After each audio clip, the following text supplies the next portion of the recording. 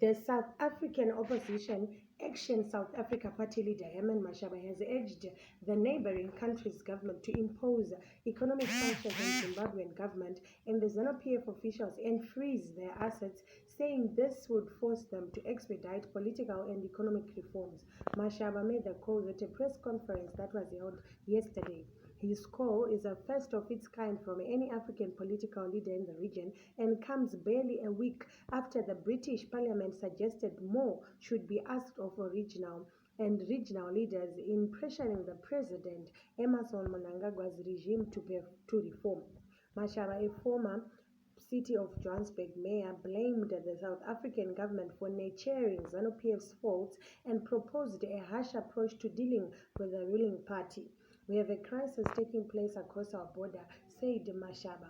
For years, our government has watched while the ZANU-PF destroyed the country once capable of feeding much of Southern Africa.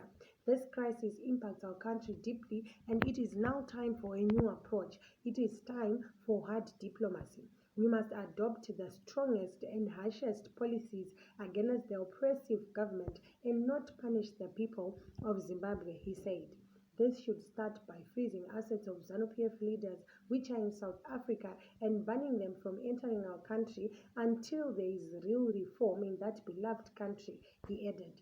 South Africa's ruling party ANC has maintained a softened approach to ZANU-PF leaders accused of human rights atrocities, maladministration, and corruption since the early 2000s.